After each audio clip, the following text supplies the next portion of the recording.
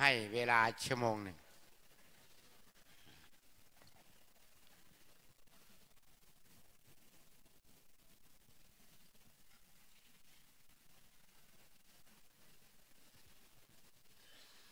มันก็เป็นปฏิปทาของวัดประพงนะโยมวัดประพงตั้งแต่สมัยหลวงปู่ท่านอยู่ท่านก็พูดอย่างนี้แหละที่จะได้บริวารมาก็พูดเขาเรียกว่าฉายหนังสดเลย เตรียมตัวนะเวลาท่านนั่งเรียบร้อยเราก็พนมมือหาฟังยากนะครูบาอาจารย์พระต่างประเทศ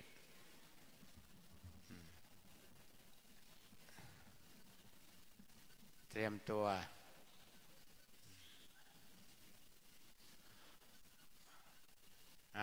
ครับ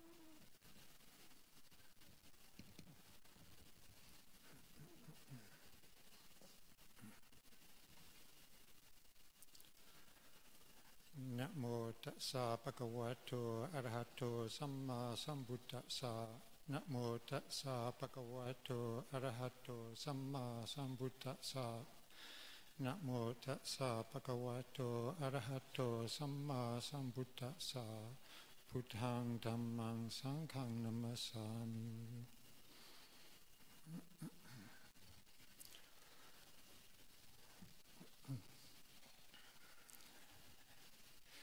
So I've been asked to give a short talk in English because I don't speak Thai, and then to finish with a brief summary in Italian, which is a bit of a novelty, but I believe there are some Italian people here who don't speak English, and also there are some of our Thai supporters from Italy who understand Italian. So if at some point you realize you don't understand what I'm saying, it could be because I've started speaking Italian. And I've been in Italy now for 25 years, but I'm originally from England, from Britain. And I had the great good fortune nearly 40 years ago to see Luang Por Chah on his last visit to Britain in Edinburgh, 1979. And so I'd already met Luang Por Sumedho and very much appreciated his teachings, his style of practice. So it was wonderful to then meet his teacher. And he was only there for a short time, but then continuing to practicing with Luang Por Sumedho, and then eventually having this opportunity to ordain, begin monastic life in England. Luang Por Sumedho was by then given the authority as a upajjhaya. And so last 25 years in Italy, there is a story about Luang Por Chah actually visiting Italy for 1 hour. It wasn't intended, but he was on a flight from somewhere in Asia to London, and there was some problem with the undercarriage, some emergency, and it had to land in Rome and stay just for an hour until they resolved the problem and then continue the journey. So maybe that was a sign. And then, interestingly enough, a little more than 10 years later, then a property became available near Rome, and monks were invited to take residence. That was in 1990. And so the teachings of Luang Por Chah now are available in Italian language through his the books that have been translated into Italian. There is an anthology, the collected teachings of Luang Por Chah is one big volume for the library or 3 smaller volumes, and that has been expertly translated into Italian and available for the time being on the internet, and then eventually will be available as hard copies.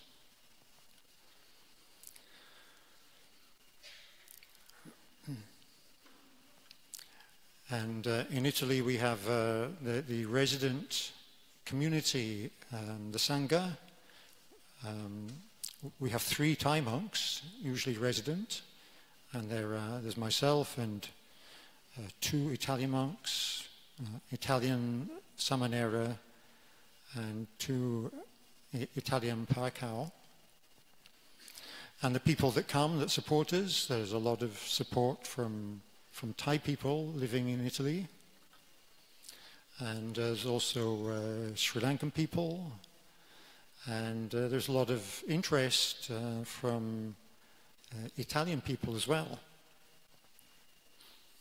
Many people are surprised when they hear that there's a Buddhist monastery close to Rome, because it's so much associated with the Vatican, the seat of the Catholic Church, and they think maybe it'll be difficult for us.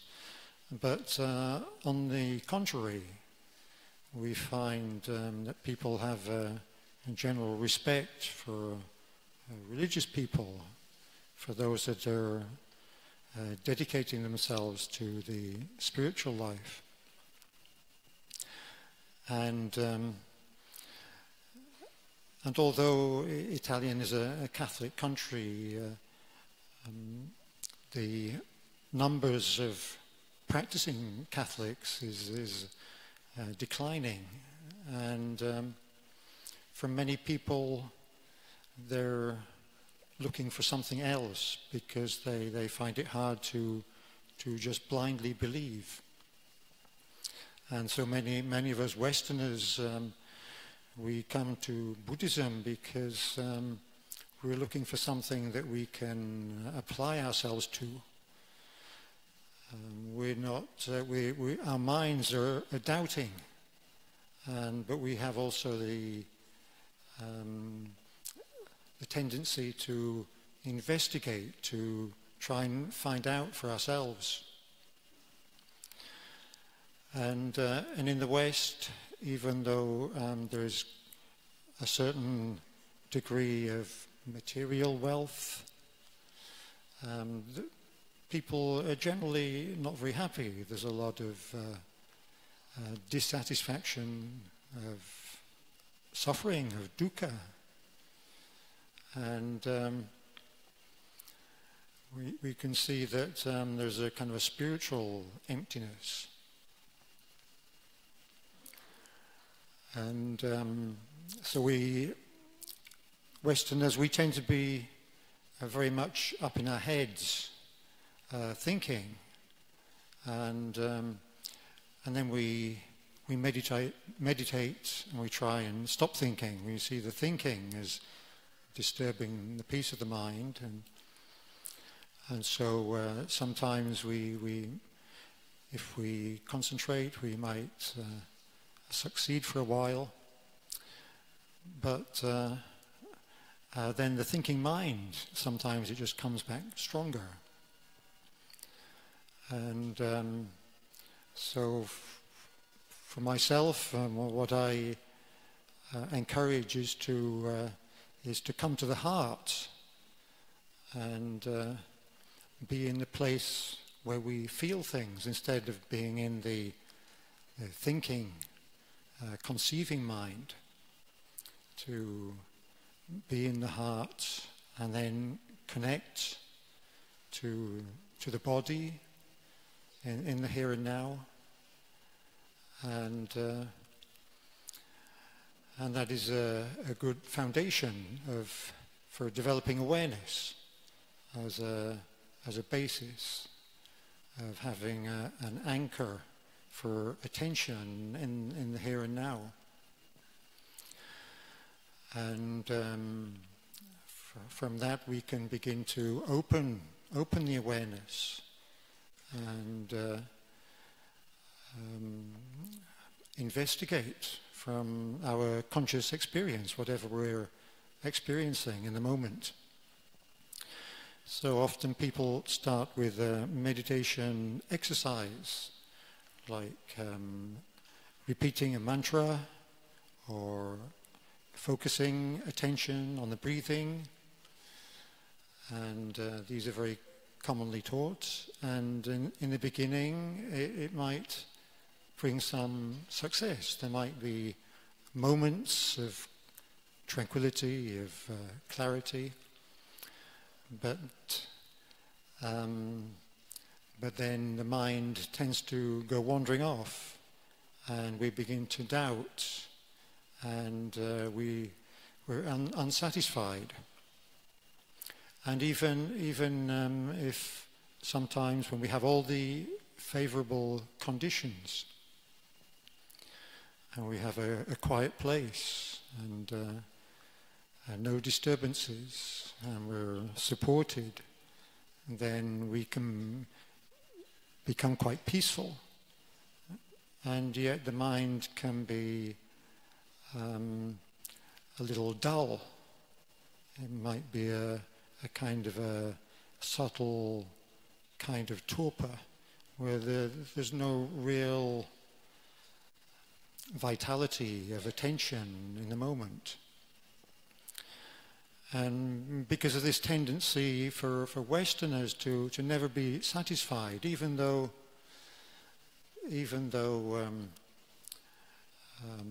they basically have everything they need on a material level, and the mind tends to always project to the future.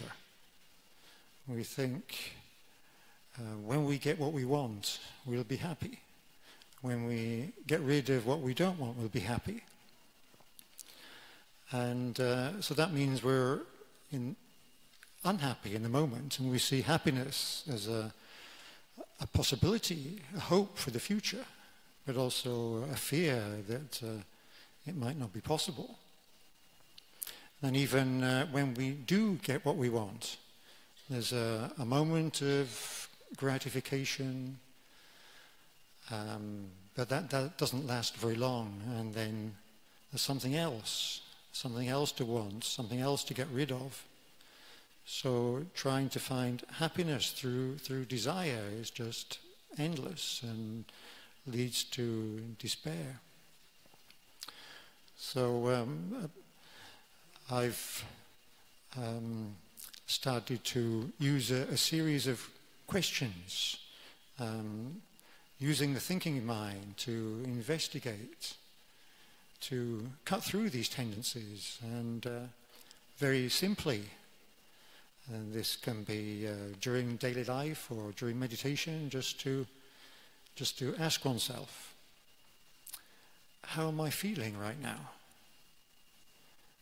And not trying to describe, find the right words, but to ask the question, and the mind empties, and there's a sense of being present, of being connected here and now. We're looking inwardly How am I feeling in the body, in the mind? And then we can ask, at this moment, am I lacking anything? Is there anything that I need that I don't have right now? And then one can ask, is there anything that I can't support, that I can't endure? Something too unpleasant, too difficult to bear with here and now? And so this is a way of investigating, using thought to direct attention. And what happens with me practically every time I ask myself these questions, and I discover that actually here I am now, everything's quite okay. I'm okay. And not really lacking anything. And there's nothing too difficult to endure, even though there might be some discomfort, something not quite right. And so we find access to a way of appreciating here and now what we have already, and finding a sense of inner ease and well-being, of contentedness in the ordinary, the here and now. And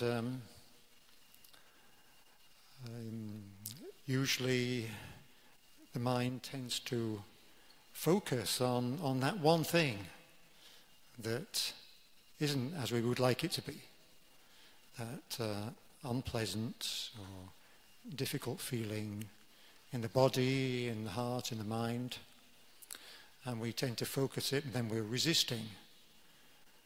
And so we get caught up in resistance, in aversion, or we get caught up in something that we long for, that we wish to have, and we desire, and we get caught up in that. And we're always projecting onto the future, and never really find contentment, even though we might, for a lifetime, be blessed with many good things, all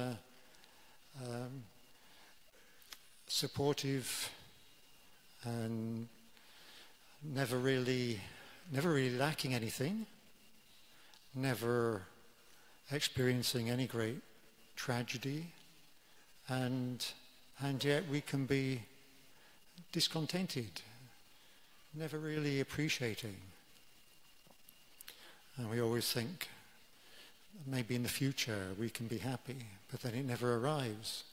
And then it gets too late. At a certain point in life, the future doesn't look very promising, and then it's very easy to get lost in nostalgia for the past, living in the past. But if we apply ourselves here and now in this way, a way of bringing attention into the moment, the way things are, the body, the breathing, what we're feeling, and a way of establishing a full-bodied and broad, inclusive awareness in the here and now, we have a perspective and can find access to a natural sense of well-being, of being good enough. It's okay. And being able to appreciate what we really have and not take it for granted, just in the ordinary. So it's not saying that everything is okay, that it's the peak of perfection, because if it was, then things would only start to get worse.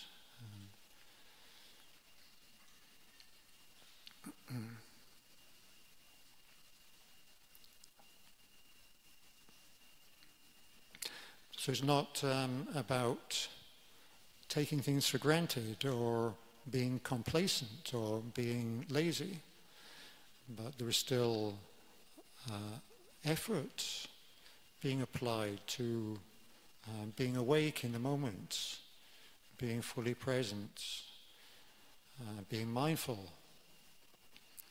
and opening to the flow of conscious experience. Because as we chanted this evening, the Buddha recommends us to reflect often that we're subject to old age, sickness, death, separation from the loved. We can't always get what we want. Sometimes we get what we really don't want.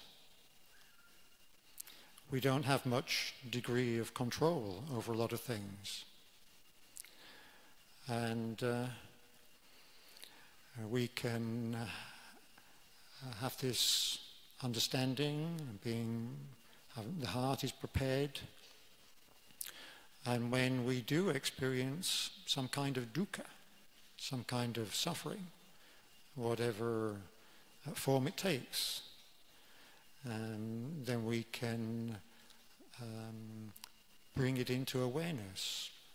Instead of, we have the clarity to be aware of the habit taking over, of resisting, of wanting, getting caught up in the way things are. And so with this anchor of attention in the here and now, a broad awareness, we have a perspective. We can be with the unsatisfactoriness, the discomfort, the dis-ease, the suffering in the here and now. Instead of getting caught up in trying to distract ourselves, of finding something pleasant to experience, to think about, trying to forget it, trying to shut it out, trying to blame it on somebody else or ourselves, but of very directly opening up to the experience as it is, and being with this awareness of the changing nature of what we're feeling, what we're experiencing, seeing how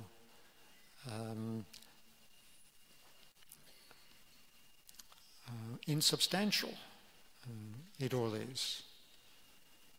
When we look closely, when we look with this broad perspective. And life has its difficulties, its difficult moments, but when we are rooted in this sati, sampajanya, being connected, being present, being awake, being aware, and then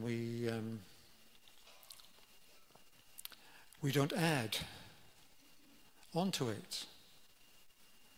We begin to see that a lot of our suffering is not due to the actual experience in the moment, but it's the way that we react to it habitually, with wanting what we don't have, not wanting something that is present, of resisting, of worrying about. It's the activity that is not completely necessary. It's something that we add on, and when we have this clarity, we begin to see this and begin to relax inwardly and to let it go. And we find that we have a great capacity to endure when we're just present in the moment, one moment at a time, and stay with an open, all-inclusive awareness. And then we can bear with and we can see the changing nature and realize the end without creating suffering around the way things are. There can be discomfort, there can be pain, there can be disease, but it is all bearable in the moment, and we can be at peace with it when we have this vision, this understanding, and we can let go of all that suffering that we create through the mind complaining, the mind reacting according to habits. And so this is a process, and that is always coming back to the here and now. And then the suffering that we experience in life, we don't have to look for it, we don't have to deliberately cause ourselves suffering to understand this. It's enough to wait, because sooner or later something will go wrong, something we'll find ourselves with some unpleasant, unwanted experience of, and then we can open to it, and that suffering becomes the nourishment that takes us to the understanding and the eventual freedom from suffering. It's not wasted. So we use what we have, just as we eat the food that comes into our bowl. What comes into consciousness can be what we learn from. In this way that was taught by the Buddha, leading to the end of suffering. And so I feel very fortunate to, even though I was born and brought up in a non-Buddhist country, to meet the Buddha Sasana, and especially Lumpur Cha and his disciples, Lumpur Samedo, my Upajjhaya, many senior monks, Thai monks, Western monks. And in our monastery in Italy, we've had a lot of support from Thai people living in Italy, and from Thailand, many people living in Thailand, from Malaysia, and many different countries, and many of the senior ajahns, Lumpur Liam, Lumpur Nek, Lumpur Damrong, Lumpur Kampong are some of the names of the many great monks in Thailand that have been wonderful supporters, and we're very grateful for their offering and their support, as well as the Western monks, Lumpur Pasano, Lumpur Tiradamo, Lumpur Suchito, Lumpur Amaro, and just feel very fortunate to come here and to on such an occasion as the 100th anniversary birth of Lumpur Cha, the year of his birth, and to see the level of interest that is spreading even many years after his death into many different countries in the world through the practice, there's the wisdom and the compassion of the Buddha that has been brought to us through these great teachers, Lumpur Cha, Lumpur Samedo. So I'd just like to take this opportunity to express my anumodana and all my best wishes for your growth in the Dhamma towards the complete freedom of suffering. And just to finish, a few words in Italian, just in case.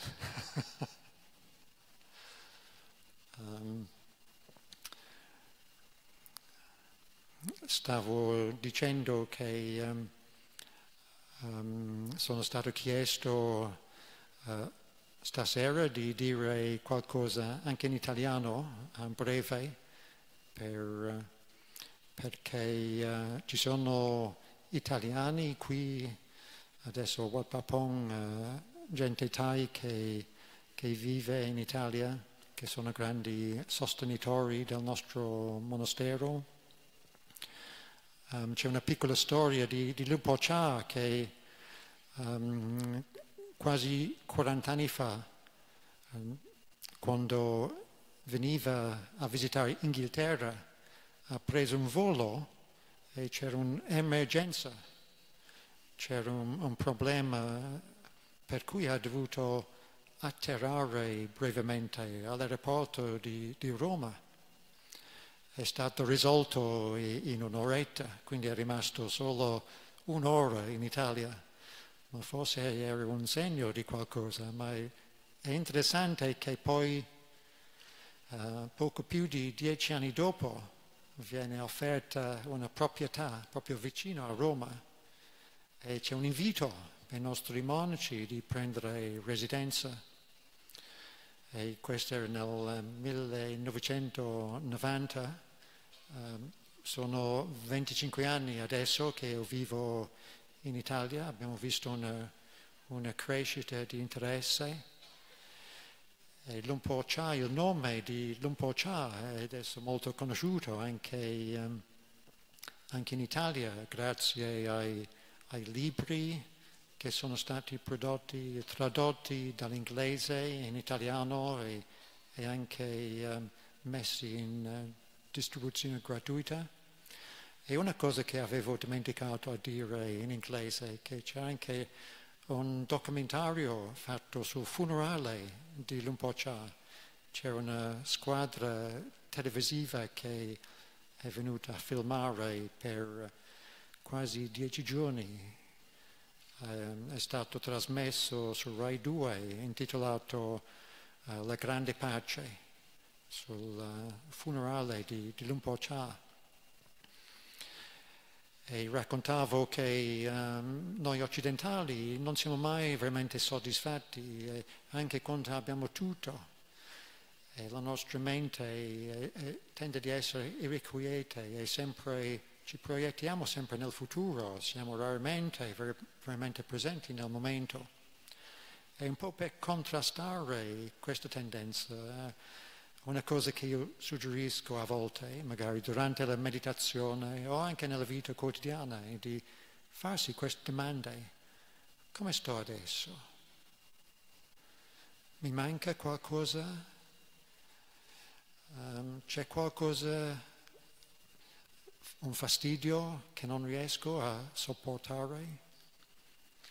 E quando io mi faccio queste domande scopro quasi sempre di stare sufficientemente bene qui ed ora, che non mi manca nulla e non c'è niente che non riesco a sopportare. E così troviamo accesso ad un naturale livello di agio, di benessere, che è un'ottima base per poi aprirsi anche alle esperienze spiacevoli della vita, di avere una prospettiva, una consapevolezza inclusiva che ci permette di andare oltre la reazione immediata, l'apparenza superficiale delle cose, per comprendere direttamente, di vedere la via che conduce alla fine della sofferenza, perché la grande parte è aggiunta da noi stessi, che solo da abitudine, e quando c'è questa maggiore chiarezza, consapevolezza nel momento, cominciamo a scoprire per noi stessi. E così questo messaggio del Buddha, la saggezza, la compassione del Buddha, che è stato poi portato avanti da tanti monaci e fino ai tempi più recenti, l'esempio di Lumpur Cha, poi i suoi discepoli come Lumpur Liam e Lumpur Sumedho, che è il mio Upajjhaya, i vari monaci thailandesi qui, i monaci anziani, i monaci occidentali che sono stati sostenitori, ci hanno sostenuto in questi sviluppi nel monastero in Italia. Quindi vorrei finire esprimendo la mia gratitudine e una grande parte del sostegno materiale che viene dalla generosità da tante persone thailandesi in Italia, ma anche qui in Thailandia, anche in Malesia. E così non dobbiamo prendere per scontato e apprezzare quello che abbiamo e portare avanti questa ricchezza, questo tesoro nel nostro modo di essere, il nostro modo di praticare. Quindi vorrei finire qui stasera.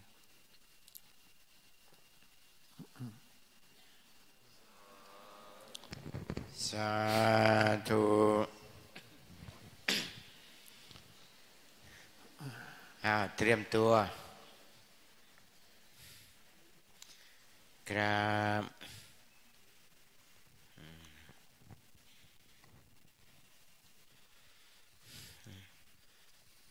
ที่แสดงธรรมจบลงไปก็หลวงพ่อฉันทปาโลเจ้าวาดวัดป่าจิตตตารามประเทศสันติก็ขออนุโมทนาให้หลวงพ่อมีสุขภาพพลามัยแข็งแรงนะครับได้ช่วยเผยแผ่พระพุทธศาสนาไปตลอดทางยุโรปให้เจริญรุ่งเรืองเป็นเจ้าอาวาสแล้วนิมนต์